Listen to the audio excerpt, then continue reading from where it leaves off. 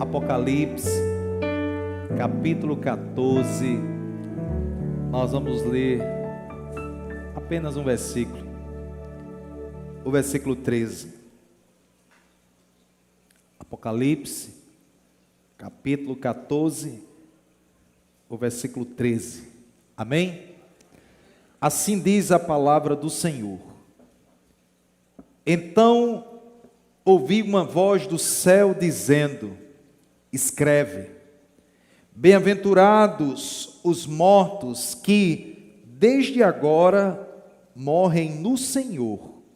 Sim, diz o Espírito, para que descansem das suas fadigas, pois as suas obras os acompanham. Vamos orar. Senhor, muito obrigado pela tua palavra.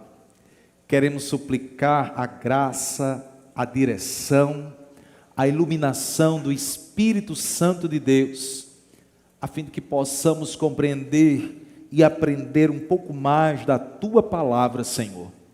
Ó Espírito Santo do Senhor, somos totalmente dependentes do Senhor. Clamamos pela iluminação, pela capacitação. Abençoa cada um que está aqui, cada um que veio, meu Deus, sedento por ouvir, desejoso por ouvir a tua voz, a tua palavra. Abençoa aqueles que estão em casa, nos acompanhando por meio da transmissão. Que a tua palavra prospere naquilo que o Senhor já determinou para a glória do teu santo nome. É assim que nós oramos, na dependência do Espírito Santo e em nome de Jesus. Amém. Amém. Os irmãos podem sentar. Meus irmãos, pensando nesse versículo, meditando na palavra do Senhor, é importante fazermos uma pergunta de início. E a pergunta é: quais são as obras que têm nos acompanhado? Porque o texto lido diz que as suas obras os acompanham. Quais são as obras que têm nos acompanhado? Hoje, como todos sabem, é dia de finados. E por que nós, evangélicos, não aderimos, não praticamos, não reconhecemos esse dia como dia de finados? O dia de finados, meus irmãos, como nós conhecemos popularmente, foi estabelecido no século XI, mais precisamente no ano de 998, por um homem chamado Odilon de Cluny, que era um abade de um dos mosteiros mais influentes da França medieval. Ele estabeleceu que no dia 2 de novembro, logo após o dia de Todos os Santos, que é o dia 1º de novembro, os monges, eles deveriam celebrar uma missa especial em favor dos mortos, especialmente daqueles que, segundo a crença católica apostólica romana, estariam no purgatório, não tinham ainda alcançado o céu. Com o passar dos anos, essa prática se espalhou por toda a Europa e acabou sendo reconhecida como uma prática oficial da Igreja Católica Apostólica Romana, como o dia de todos os fiéis defuntos, ou como popularmente nós conhecemos, o dia de finados, um dia de dedicação à oração e intercessão pelos mortos. E o problema disso, irmãos, é que essa prática nasceu da doutrina do purgatório, uma ideia que não tem base nas Escrituras, que não tem fundamento nas Escrituras, mas nas tradições humanas medievais. O purgatório foi sistematizado séculos depois, lá no Concílio de Lyon, em 1274, e reafirmado logo após a Reforma Protestante no Concílio de Trento, em 1545, ensinando com esse dogma, com essa prática, que os mortos poderiam ser purificados de pecados através das orações, missas e também das indulgências. O grande problema é que nada disso tem fundamento nas Escrituras. A palavra de Deus é clara e diz, por exemplo, lá em Hebreus 9, 27, aos homens está ordenado morrer uma só vez, vindo depois disto o juízo. Jesus vai dizer para o ladrão que estava lá na cruz: hoje mesmo estarás comigo no paraíso. Esses versículos aqui revelam que depois da morte não há estágio intermediário, tampouco mudança de destino. O destino da alma do ser humano, da alma eterna do ser humano, é estabelecido aqui na terra, enquanto vivos, diante de Deus, diante da palavra do Senhor. E é exatamente por isso, irmãos, que nós, evangélicos, não celebramos o dia de finados. Não vamos no dia de finados ao cemitério acender velas, como se aquela prática fosse de alguma forma iluminar os nossos parentes, queridos, amados que já partiram. Nós preferimos ficar com a verdade das Escrituras, da palavra do Senhor. Nós não oramos pelos mortos, mas celebramos a esperança dos vivos em Cristo, daqueles que receberam vida no Senhor. Assim, enquanto o costume da maioria é de se ocupar em lembrar de mortos, a Igreja de Cristo proclama a vida eterna em Jesus Cristo, a salvação, a vida para todos aqueles que nele crêem. A palavra do Senhor diz em Romanos 14, 8: porque se vivemos para o Senhor, vivemos, e se morremos, para o Senhor morremos. Quer pois vivamos ou morramos, somos do Senhor. Meus irmãos, nós confiamos no sacrifício de Cristo, e nós sabemos que todo aquele que se achega aos pés do Salvador, clamando por perdão, por graça e misericórdia, ele é alcançado por essa graça e já parte dessa vida com um destino certo, garantido, a presença do Senhor. Mas aqui, irmãos, eu quero ainda pensar com a igreja a respeito daquilo que nós somos e das obras que nos acompanham. Porque o texto que nós lemos, Apocalipse capítulo 14 e o versículo 13, vai falar que são bem-aventurados os mortos que desde agora morrem no Senhor. E diz mais, que eles vão descansar de suas fadigas e as suas obras os acompanham. E é interessante pensar que o ser humano, eu e você, preste bem atenção, eu e você, nós somos a soma daquilo que praticamos moralmente e espiritualmente. Não somos apenas aquilo que a nossa profissão diz que nós somos. Nós não somos apenas advogados, médicos, policiais, professores. Não, irmãos. O que a palavra de Deus vai nos mostrar é que de fato o ser humano é aquilo que moralmente ele pratica, aquilo que espiritualmente ele pratica diante de Deus. Porque um homem pode ser um bom profissional ou um mau profissional, mas um servo de Deus, se as suas ações não forem guiadas pela verdade da palavra de Deus, ele não pode ser considerado um servo do Senhor. De maneira, meus amados, que nós precisamos pensar nisso. porque nós precisamos pensar quais são as obras que têm nos acompanhado, quais são as obras que são aprovadas moralmente pelo Senhor que têm nos acompanhado, quais são as obras que são aprovadas espiritualmente diante do Senhor que têm nos acompanhado, porque um dia estaremos diante do Senhor, e quem sabe o Senhor vai perguntar a cada um de nós: quem é você? Quem é você? E não vai adiantar você dizer: eu sou um professor, eu sou um grande empresário, porque a pergunta não é essa. O Senhor não está perguntando o que você faz profissionalmente. O Senhor quer saber quem realmente nós somos, a soma daquilo que nós praticamos moralmente e espiritualmente.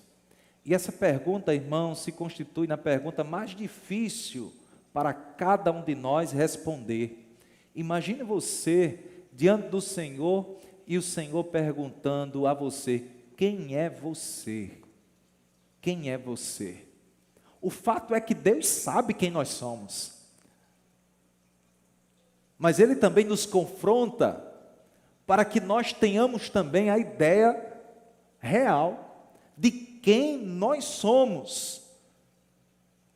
O texto de Apocalipse capítulo 14, versículo 13, nos chama a refletir sobre muitas verdades, inclusive sobre quem nós somos, porque as obras que nos acompanham vão dizer quem nós somos, vão dizer exatamente quem eu e quem você é.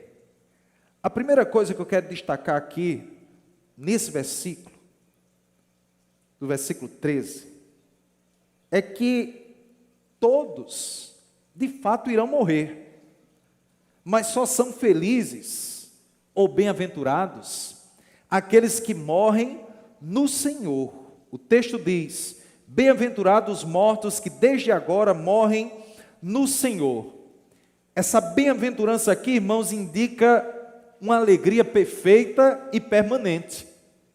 É a mesma usada por Jesus lá em Mateus capítulo 5, nas bem-aventuranças. De maneira que o texto não diz felizes os que morrem, mas os que morrem no Senhor. Aqueles que morrem no Senhor são bem-aventurados, são felizes. Isso nos mostra que nem todos aqueles que já morreram estão gozando de um estado de felicidade, de bem-aventurança. Há muitos que morreram longe do Senhor, distantes do Senhor. E nós sabemos que existir longe do Senhor, distante do Senhor, é existir em estado de agonia, de tristeza, de dor. Morrer no Senhor aqui, irmãos, significa encerrar a nossa jornada aqui na terra em comunhão com Cristo. É aquele que entregou a vida ao Senhor e perseverou até o fim, crendo na graça de Cristo, mas assumindo a sua responsabilidade de perseverar em obediência ao Senhor. É aquele que viveu e morreu debaixo do senhorio do Senhor, debaixo da graça do Senhor. De maneira que para o crente fiel, morrer não é o fim, mas é ultrapassar, é entrar pela porta da verdadeira felicidade. Paulo vai dizer em Filipenses 1:21 o seguinte: porque para mim o viver é Cristo e o morrer é o que, irmãos? Morrer é lucro. Jesus vai dizer em João 11:25, aquele que crê em mim, ainda que morra, viverá. E o texto de Romanos 14:8 que nós já citamos, a palavra diz: se vivemos para o Senhor, vivemos, se morremos para o Senhor, morremos. Quer vivamos ou morramos, somos de quem, irmãos? Somos do Senhor. O teólogo Lloyd Jones, ele dizia o seguinte: a morte para o cristão é apenas o desatar de uma tenda para habitar na casa eterna de Deus. De maneira, irmãos, que não importa tanto como morremos, mas em quem morremos, Porque, na verdade, eu e você, nós devemos ter a consciência daquilo que de fato é uma certeza na vida da gente. Nós vamos morrer, nós não sabemos quando. Se hoje ou se amanhã. Você e eu, nós vamos descer a sepultura. Se Jesus não voltar, nós vamos descer a sepultura. Mas será que todos que aqui estão nessa noite estão vivendo no Senhor para também morrerem no Senhor? Como é que está a sua vida? Será que você está vivendo no Senhor? E significa viver em comunhão com Cristo, viver na dependência de Deus, viver debaixo da direção do Espírito Santo de Deus? A segunda coisa, irmãos, que nós vamos destacar aqui no texto, o texto diz assim: são bem-aventurados os mortos que desde agora morrem no Senhor. Sim, diz o Espírito, para que descansem de suas fadigas. E aqui nós aprendemos que há descanso apenas para aqueles que morrem no Senhor. Mas para aqueles que não morrem no Senhor, há tormento. E a palavra diz sim, diz o Espírito. O Espírito afirma que há descanso para aqueles que morrem em Cristo. Mas a palavra do Senhor também mostra que aqueles que não morrem em Cristo, para eles há tormento. E é muito fácil a gente ouvir, quando alguém morre, todo mundo diz: foi bom porque descansou. E quando eu escuto isso, eu fico a pensar: mas será que ela morreu no Senhor, morreu em Cristo, para que haja realmente descanso? É óbvio, irmãos, que nós não estamos na condição de juízes para condenar ninguém ao inferno. Mas nós não podemos ignorar o que a palavra diz. Há descanso para aqueles que morrem no Senhor e para aqueles que morrem, mas não morrem no Senhor. A palavra descansar aqui descreve o cessar das fadigas e o início das bem-aventuranças eternas, do gozo eterno. Esse descanso, ele é espiritual e permanente, não é inatividade, alguém que está simplesmente dormindo, mas a plenitude da alegria e da comunhão com Cristo, da comunhão com Deus. A palavra do Senhor vai nos mostrar isso claramente. Esse é o descanso prometido por Jesus, lá em Mateus 11, 28, quando ele diz: vinde a mim todos os que estáis cansados e oprimidos, e eu vos aliviarei. Aqui na terra, nós experimentamos alívio e descanso no Senhor, mas só vamos experimentar plenamente esse alívio e esse descanso quando estivermos com Cristo em nosso lar e na glória celestial. De maneira que o cristão vive pela fé, e o cristão que vive pela fé pode encarar a morte com serenidade. Nós não devemos ter medo, irmãos, da carranca da morte, da cara da morte, não. A morte para o cristão é uma serva do Senhor, porque ela foi vencida pelo Cordeiro Santo de Deus, que ao terceiro dia ressuscitou. O cristão sabe que a cruz abriu para ele o descanso eterno, e o seu Senhor, ele venceu a morte.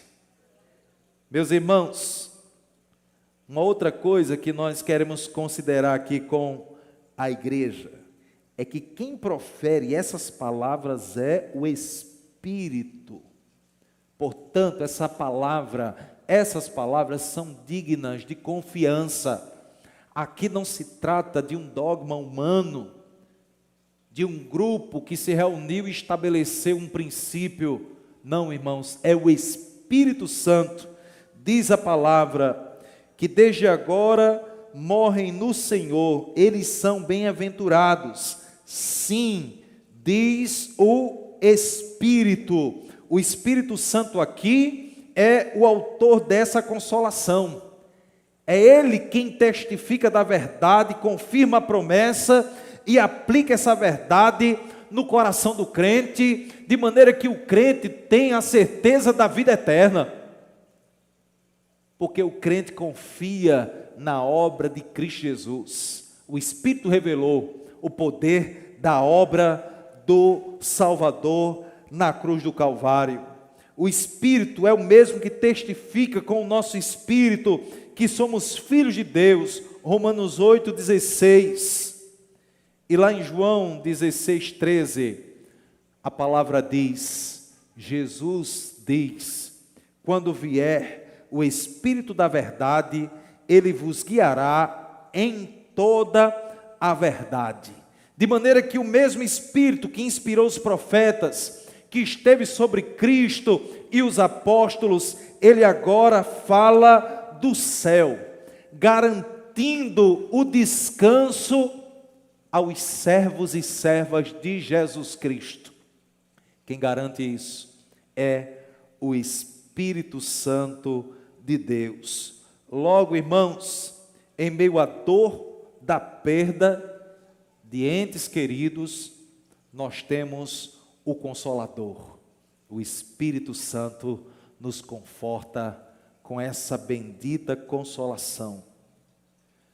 Uma outra coisa que eu quero destacar, e aqui é basicamente o que eu quero mais enfatizar com a igreja nessa noite, é a parte que a palavra aqui diz, pois as suas obras os acompanham. As nossas obras, irmãos, elas sempre vão nos acompanhar, e elas vão definir quem você é. Não é tanto aquilo que você fala, é sobretudo aquilo que você faz. Não adianta honrar o Senhor apenas com os lábios, se o coração estiver longe do Senhor. Não vai adiantar dizer eu sou um servo do Senhor. O verbo aqui, acompanhar, significa, sabe o quê? Seguir de perto. Traz a ideia como a nossa sombra. Quando a gente é criança, a gente de vez em quando fica tentando correr e deixar a sombra para trás. A brincadeira inocente de uma criança. Mas você não consegue deixar a sua sombra para trás. Onde você for, se tiver a menor ou a mínima iluminação, a sua sombra vai aparecer. E a ideia aqui das obras que os acompanham é exatamente essa, uma sombra inseparável. Irmãos, tudo que o homem possui aqui na terra, vai ficar aqui na terra, vai ficar nesse mundo. Mas eu quero pensar com você agora, com os amados, quais são essas obras que a palavra aqui traz, que o Espírito fala aqui.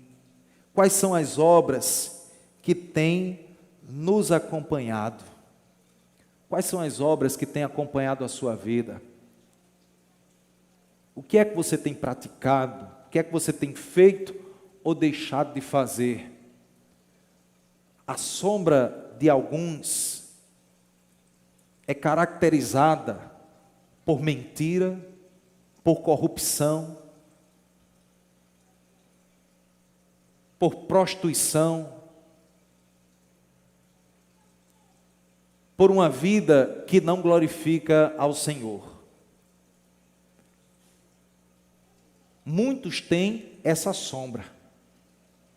E quem sabe você entrou aqui essa noite com esse tipo de sombra que tem acompanhado você.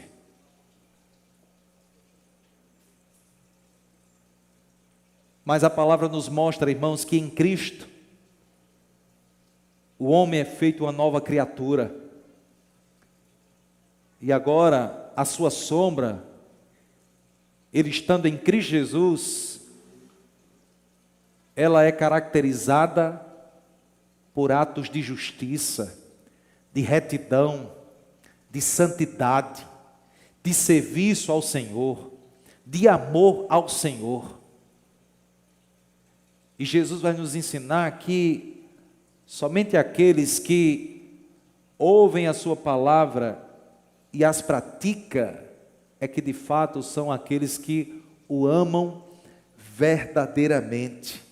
Meus amados, essas obras, nós podemos olhar para as Escrituras e entender que elas são aquelas boas obras, as quais Deus mesmo preparou para que o seu povo andasse nelas, conforme diz o texto lá de Efésios. Quem sabe as obras que caracterizam a sua sombra, que tem acompanhado a sua vida, sejam obras de negligência, de imprudência, de omissão para com as coisas de Deus. É hora de você trocar a sua companhia. Em vez de você ter como sua companhia obras de omissão, de pecado, de tudo aquilo que desagrada ao Senhor, troque a sua companhia nessa noite e coloque ao seu lado, tenha ao seu lado, acompanhando você, obras de justiça, de obediência, de submissão ao Senhor, de serviço ao Senhor. Troque em nome de Jesus a sua companhia. Calvino declarava o seguinte: a fé é uma chama viva que inevitavelmente produz boas obras. As obras dos santos, daqueles que são servos de Cristo, nós sabemos que não são a causa da nossa salvação, mas são a evidência da nossa salvação. Será que alguém pode olhar para a sua vida e reconhecer que verdadeiramente você é um servo, uma serva de Jesus Cristo, uma serva do Senhor? E a essa altura é importante lembrar, uma vez que todos nós, inevitavelmente, se Jesus não voltar, todos nós vamos morrer, vamos descer à sepultura. É importante pensar como nós queremos ser lembrados. Como você deseja ser lembrado quando você partir desse mundo? Essa, meus irmãos, é uma pergunta que à primeira vista pode até soar simples, sem significado, sem importância para algumas pessoas. Pode mostrar aqui algo que você não dá importância. Mas olhe, à luz da palavra de Deus, o Senhor, Ele tem interesse em nosso testemunho. Ele tem interesse em como nós seremos lembrados quando nós partirmos daqui.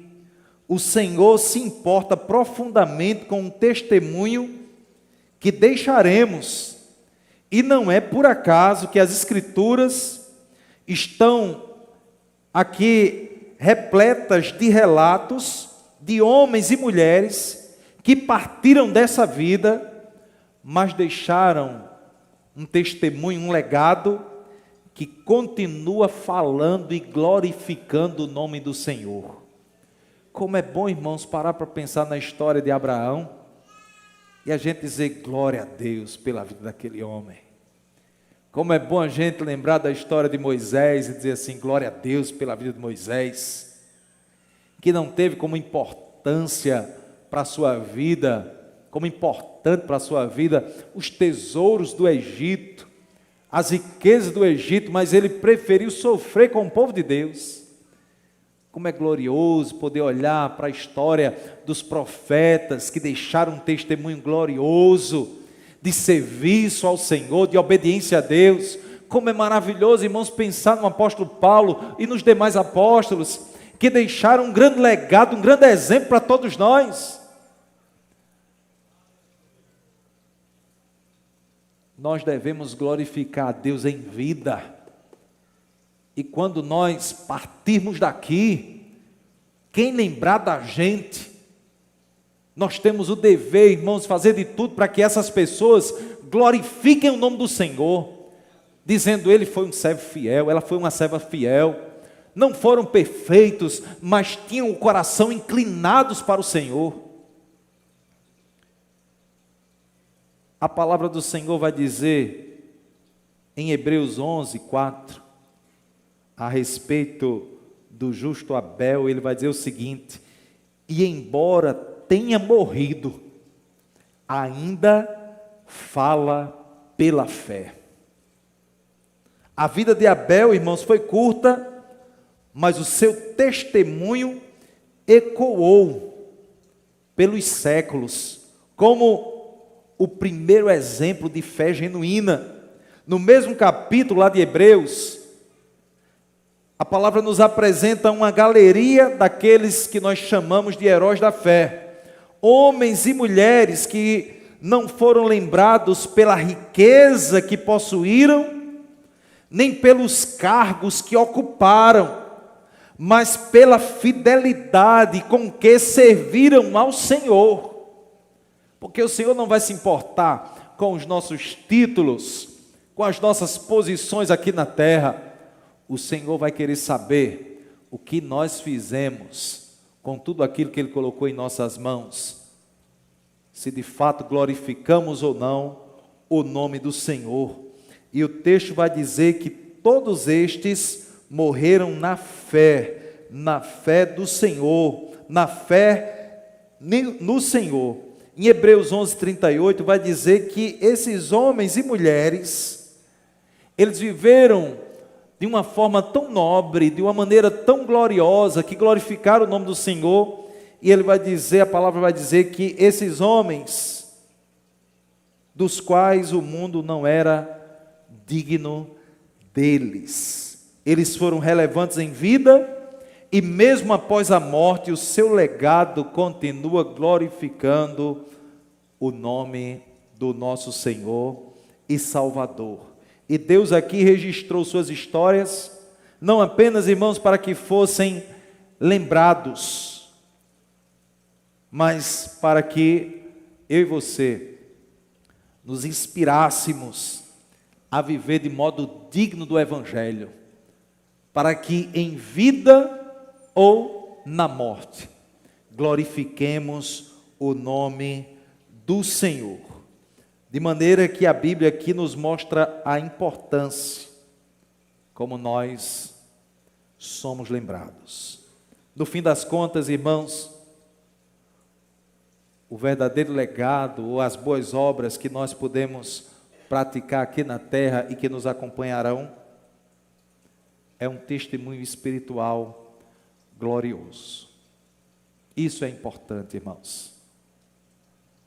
Na última sexta-feira, eu participei de um momento muito marcante na minha existência aqui na terra. Eu participei do velório e do sepultamento de um homem simples, mas um homem temente a Deus. Um homem que me abençoou tanto, irmãos, e abençoou tanto a minha família, a minha casa, a casa da minha mãe, os meus irmãos. Um homem, meus amados, que deixou para mim uma marca tremenda de temor Deus. Um homem que amava a Cristo, amava a palavra de Deus e buscou o Senhor durante toda a sua vida. Um homem que entendeu o que era generosidade. Porque muitas vezes em minha casa, quando não tinha o que comer, literalmente, você sabe que é amanhecer o dia, chegar a hora do almoço e não ter o que comer em sua casa? Eu já vivi isso.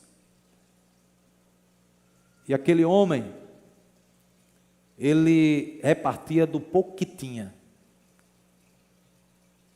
do punhado de feijão que tinha, um bocado de farinha que tinha.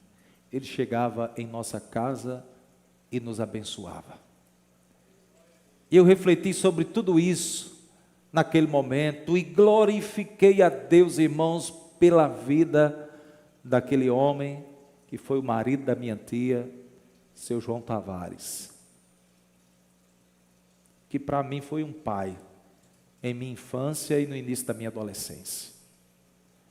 E o Senhor me fazia pensar nesse texto ali naquele velório, naquela cerimônia fúnebre, tendo a consciência, irmãos, de que as obras, as boas obras que aquele homem praticou, continuam acompanhando ele na eternidade. Ele não ajudou apenas a mim, ajudou a todos quantos estavam em seu entorno. Um comerciante honesto, um pai de família responsável, provedor, um homem que tratava todos muito bem, um homem que procurava conduzir a sua vida de forma moralmente aprovada diante de Deus e diante dos homens. Irmãos, como nós queremos ser lembrados quando nós partirmos daqui. Uma vida marcante é uma vida que deixa marcas. Quais são as marcas que você tem deixado? Será que você tem deixado marcas de um servo que ama Cristo, de tal maneira que serve a Ele com dedicação, com honestidade, com sinceridade? Ou será que você tem vivido uma vida que não abençoa o próximo? Meus irmãos, cada um de nós está escrevendo, dia após dia, a história que será lembrada quando partirmos daqui. Se essa noite o Senhor requerer a sua alma, o que é que você vai entregar a Ele? Qual é o legado que você vai deixar? A pergunta, irmãos, já caminhando para o fim, a pergunta é: as suas obras o acompanharão para a glória de Deus ou cairão no esquecimento terreno? As suas obras glorificarão o nome do Senhor ou ninguém vai lembrar de você como um servo, uma serva de Cristo? Meus irmãos, a palavra do Senhor nos mostra que nós precisamos pensar sobre essas coisas. Aqueles que estão mortos no Senhor estão separados do corpo, estão mortos fisicamente, mas espiritualmente estão diante do Senhor e viverão eternamente na glória celestial. E eu e você estamos escrevendo uma história que será lembrada. Pense nisso. Pense como você quer ser lembrado. Como um pai honesto, um homem, alguém que tirou força da fraqueza e viveu o propósito de Deus? Ou você quer viver uma vida somente de murmuração, de reclamação e que não glorifica o nome do Senhor? Eu peço a você que se coloque de pé, nós vamos orar.